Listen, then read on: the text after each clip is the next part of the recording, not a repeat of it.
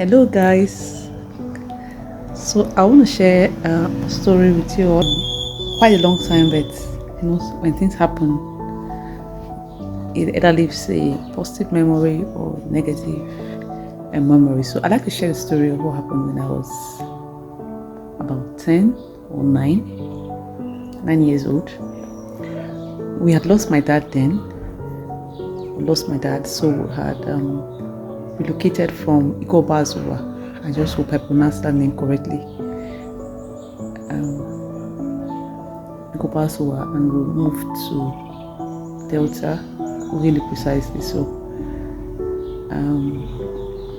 coming from polygamous home, I don't want to even share that story. I don't want to go there. So, my mom and my siblings, 6 of us, were living in Delta then. So my uncles used to come around, since we've lost our dad, and any meal for me then, any meal that comes around, since if he's matured, he's older, I just call him daddy. Just like a vacuum is left and you're looking for someone to fill that vacuum. So I was very excited when I see male figures come around. I was very excited that I called him daddy. So one of these particular days, we used to have visitors. I remember one of my aunts used to come from London then, visitors, I feel very good. I feel so good each time I have someone looking out for us after my dad died. So on this particular day, my uncle came and the normal thing, uncle is around,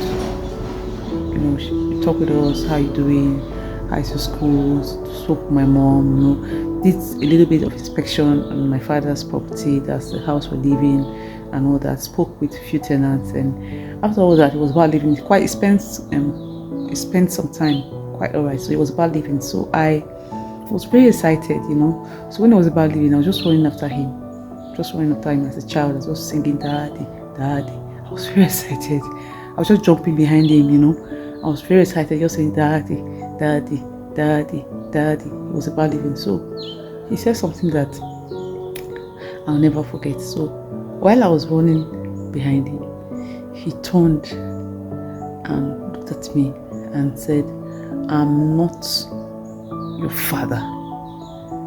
He said it very, it was so sound, it was so clear, and it was so mean. "I'm not your father." So I just froze. My little brain was trying to wrap, to understand what I just heard. Or I felt so bad. I felt so embarrassed. I don't even have words to describe how I felt. So after I stood there, I froze for a few seconds. I ran. I just ran straight. Our house, then where we used to live, you can go through. You can access. It's a room and a store. You can access the room from behind. So I just ran. I don't know who heard it. I just ran straight and I went to hide.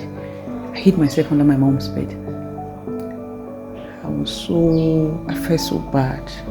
I was so ashamed. I was so embarrassed. So I hid there for, I don't know how long I hid in that place. So why am I sharing this story? It's been a long while, but I can't just, it's not an experience I think I can forget. I don't even know if he remembered he did that or he said that, because later in life he became very nice to me. He was nice to me, he was nice to my husband, he was nice. Even when I was about getting married, it was so nice. So I was just wondering, why did he act that way? Was he afraid of, probably responsibilities? Now that my father is dead, maybe they will tell him take one of them or take 2 of them or pay their fees or pay their responsibilities and all that. So I never really can tell why he acted that way. But the point is, later in life, he became very nice. He became very nice to me. During my marriage process, it was just awesome. It was very valuable, giving his counsel. So I wonder why people do what they do. It's amazing. Yeah, it's amazing.